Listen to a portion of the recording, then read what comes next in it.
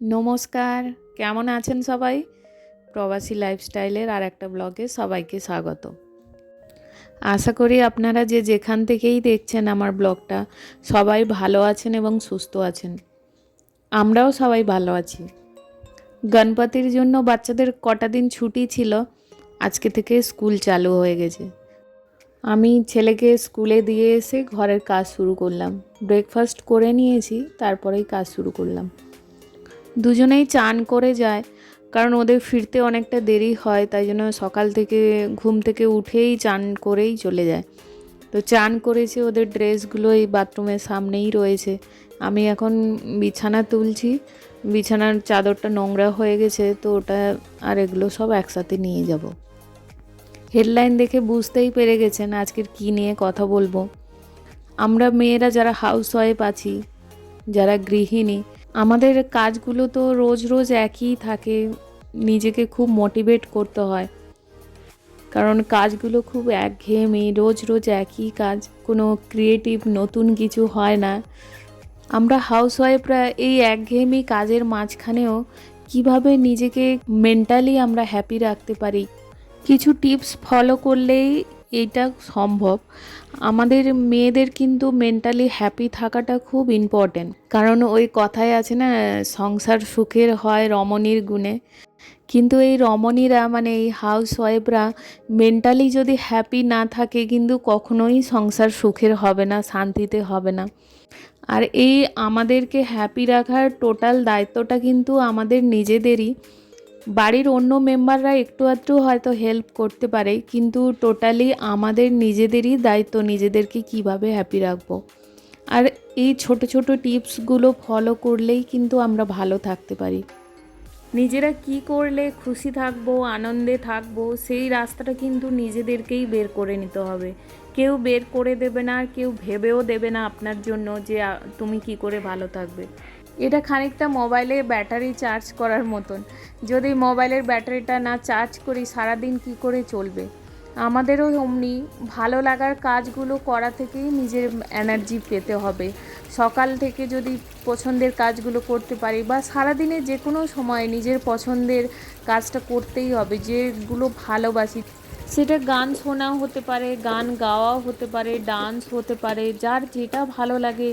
Morning walk হতে পারে, exercise হতে পারে, বা নিজেকে নিয়ে একটু ভাবার সময় রূপচর্চা হতে পারে। নানা রকম রয়েছে, প্রত্যেকের পছন্দ আলাদা, নানা রকম রয়েছে। কিন্তু সেগুলো সারাদিনে একবার হলেও নিজের জন্য করতে হবে। সারাদিন আমরা আদার্স মেম্বারদের জন্য খেটে বেড়াই, কিন্তু নিজের জন্য একটু সময় বার করতে বললে আমরা ভাবি যে কি আর নিজের জন্য সময় বের করব, কি আর করব। কিন্তু দেখুন, একটা সময় পরে যখন ছেলেমেয়েরা বড় হয়ে যাবে, বা একটা সময় আসবে যে কেউ আপনার জন্য ভাবছে না, আপনি একা হয়ে যাবেন। এখন হয়তো সংসারে সবার জন্য করছেন, কিন্তু কিছুদিন পরে দেখবেন একা হয়ে যাবেন। আর দেখুন, নিজের গুরুত্ব যদি নিজে দিই না, নিজেকে যদি ভালোবাসি না, আশেপাশে মানুষগুলোও গুরুত্ব দিতে শিখবে আর ভালোবাসতে শিখবে। সবাইকে তো খুশি করা সম্ভব নয়, কিন্তু নিজেকে খুশি করুন, দেখুন আশেপাশে পরিবেশটাও চেঞ্জ হয়ে যাবে এবং সবাই খুশি থাকবে এবং সংসারে খুব সুখ শান্তি থাকে। একজন গৃহিণীর মানসিক শান্তিতে থাকা কিন্তু খুব গুরুত্বপূর্ণ। আর সেই মানসিক শান্তি বা এনার্জি আসে কিন্তু নিজের ভালো লাগার কাজগুলো থেকে। তাই নিজেকে হ্যাপি রাখার দায়িত্বটা নিজেকেই তুলে নিতে হবে। আবার আমাদের আশেপাশের পরিবেশ অনুযায়ী আমাদের মেন্টালিটি হয়। আমরা যখন আশেপাশে সবাইকে দেখি যে নিজেকে নিয়ে তো কেউ ভাবছে না, যারা গৃহিণী আছে প্রত্যেক বাড়ির মেয়েরা সবাই ফ্যামিলির সবাইকে নিয়ে ভাবছে, কিন্তু নিজেকে নিয়ে ভাবছে না।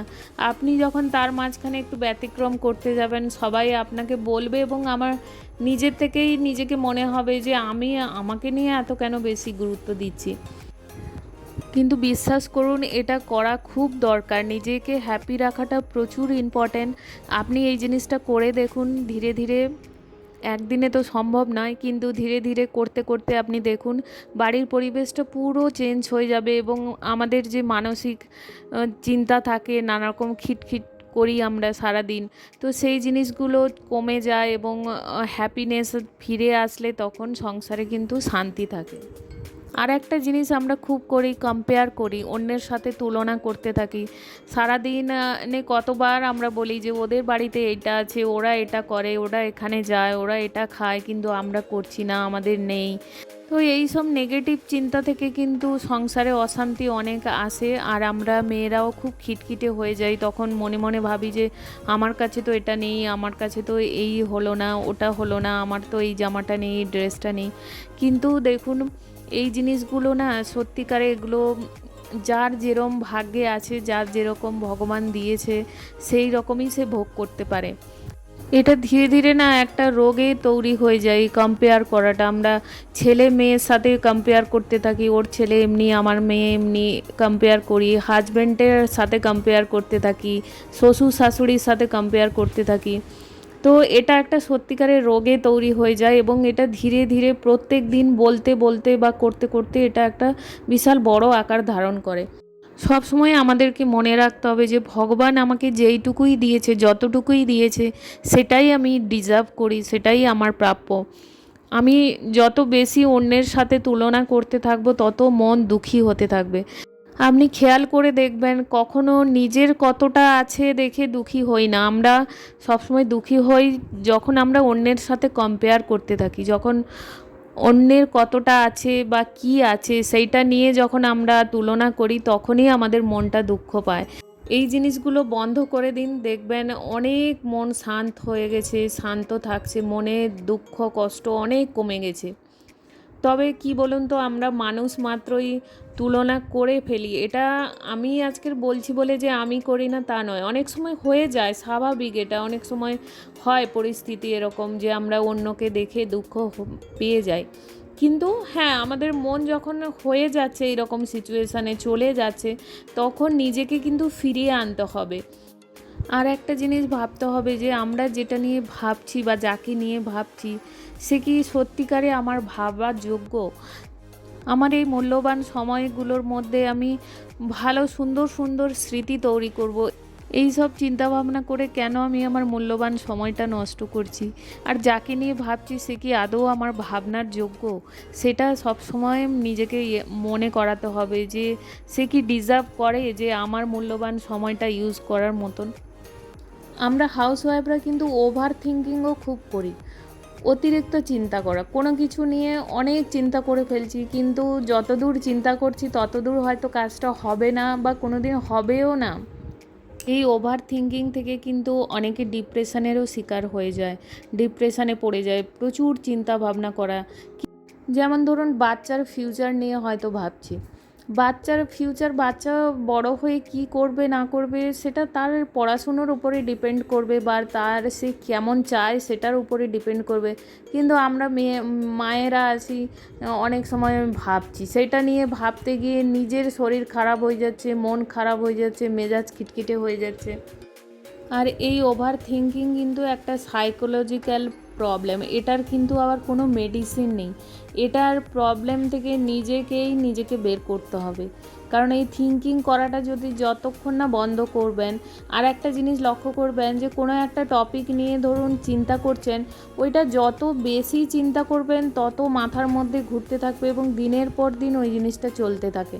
আপনি যখনই মনকে বলবেন যে না আর নয়, আর আমি ভাববো না, তো বারবার মনকে এই কথাটা বলতে বলতে দেখবেন ওইটা থেকে বেরিয়ে আসতে পারবেন। না হলে কিন্তু ওই জিনিসটা বাড়তেই থাকে। আপনি অনেক সময় নিজেও ভাবছেন যে এটা নিয়ে ভাববো না, ভাবছি, কিন্তু বারবার মাথায় চলে আসছে, কারণ ওইটা এতবার ওই জিনিসটাকে ঘোরানো হয়েছে, এতবার আমরা ভেবে ফেলেছি, যার জন্য ওটা মাথা থেকে বেরই হতে চায় না। তো মনটাকে নিজেকেই স্টপ করাতে হবে যে না, আর ভাবা যাবে না, ওই সাবজেক্ট নিয়ে আমি ভাববই না, ওদিকে আর যাবই না। বিশ্বাস করুন, এই ছোট ছোট কিছু টিপস ফলো করলেই কিন্তু মনটা অনেক শান্ত থাকে, এবং বাড়ির পরিবেশও ভালো হয়। কারণ আমরা মেয়েরা সারাদিন বাড়িতে থাকি, সবার খেয়াল রাখি, আমরা নিজেরা যদি শান্ত না থাকি, মন যদি আমাদের আনন্দে খুশিতে না থাকে, বাড়ির আদার্স মেম্বারদের ভালো তো রাখতেই পারবো না, উল্টে রিলেশানটাও খারাপ হয়ে যায়। আর এই ওভার থিঙ্কিং বা ডিপ্রেশন থেকে বেরিয়ে আসার জন্য নিজেকে বিজি করে নিতে হবে। ঘরের কাজ হোক, যে যেমন কাজেই রয়েছেন সেই কাজগুলোর মধ্যে নিজেকে আরও সুন্দর করে নিখুঁত করে করার জন্য নিজেকে বিজি করে নিতে হবে। বা ধরুন আপনি অন্য কিছু করলেন, আপনার ভালো লাগা কাজগুলোই করলেন, যেমন নাচ গান করতে পারেন, বা ধরুন কারোর শখ থাকে গার্ডেনিং, 5টা 10টা গাছ লাগালাম, তার টেক কেয়ার করলাম, বা বাচ্চাদেরকে নতুন কিছু খাবার বানিয়ে দেওয়ার বিভিন্ন রকমের আইডিয়া বের করলেন, বা ছোট বাচ্চা থাকলে তার সাথে নতুন নতুন গেম খেলার জন্য নতুন নতুন আইডিয়া বের করলেন এবং তার সাথে শেয়ার করলেন। তো দেখুন, এইগুলো করলে নিজেকেও একটু বিজি রাখা যাবে এবং মনটাও ভালো থাকবে, খুশিতে থাকবে। আমার নিজের কিছু এক্সপিরিয়েন্স থেকে কিছু কথা আপনাদের সাথে শেয়ার করলাম। আমারও এই জিনিসগুলো হয়, আমিও ফেস করেছি এবং এখনও করি। অনেক সময় হয় মন খারাপ হয়ে গেলে শরীর খুব খারাপ হয়ে যায়, তখন কিছুই ভালো লাগে না। আর আমরা যেহেতু বাড়ির বাইরে থাকি, একা একাই থাকি, আশেপাশে কেউ বাঙালি নেই যে যার সঙ্গে গল্প করব। আর বাইরের যারা থাকে সব কথা তো সবার সাথে শেয়ার করাও যায় না। উপরে উপরে আপনি কথা বললেন, কিন্তু একদম মনের কথা সবার সাথে তো শেয়ার করা যায় না।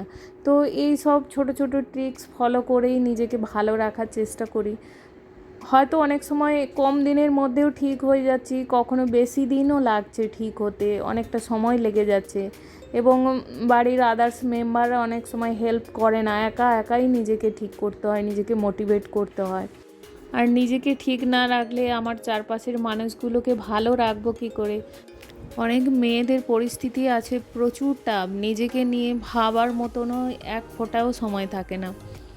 কিন্তু বিশ্বাস করুন, আমি আশেপাশে অনেকে দেখেছি, আমার পরিচিতর মধ্যেও অনেককেই দেখেছি যে একটা সময় আসে না, সবাই হাত ছেড়ে যায়, তখন নিজে খুব একা হয়ে যায়। তো এই জন্য যতই কষ্ট হোক, যতই যাই হোক, নিজের ভালো লাগার কাজগুলো সারাদিনে অন্তত একবার হলেও করুন। আজকের মাছের ঝোল আর মাছের মাথা দিয়ে একটা সব সবজি দিয়ে চচ্চড়ি করব। একদিকে ভাত বসিয়ে দিয়েছি আর একদিকে মাছের ঝোল তুলে দিয়েছি। আমি রান্না করতে করতে পাশে সবজিও কাটছি। তো মাঝে মাঝে এমনি করি, যখন খুব তাড়া থাকে একদিকে রান্না হতে থাকে, একদিকে সবজি কাটতে থাকি। আমি আলু বেগুন আর বড়ি দিয়ে মাছের ঝোল বানাচ্ছি। তো এখন প্রায় 12টা মতন বেজে গেছে। আমি একটু লেট করেই রান্না করি যাতে খাবারটা গরম থাকে, ওরা যখন স্কুল থেকে আসে তখন যাতে একটু গরম খাবারটা পায়। আজকের ব্লগটা তাহলে এখানেই শেষ করছি। ভালো থাকবেন সবাই, সুস্থ থাকবেন। দেখা হবে নতুন আর একটা ব্লগে। আর আজকের ব্লগটা কেমন লাগলো কমেন্টে জানাবেন। ভালো লাগলে একটা লাইক আর সাবস্ক্রাইব করে দেবেন। আপনাদের এই হেল্পের জন্য নতুন ভিডিও বানানোর সাহসও পাই আর একটু এনার্জিও পাই। ভালো লাগলে একটা কমেন্ট করবেন প্লিজ।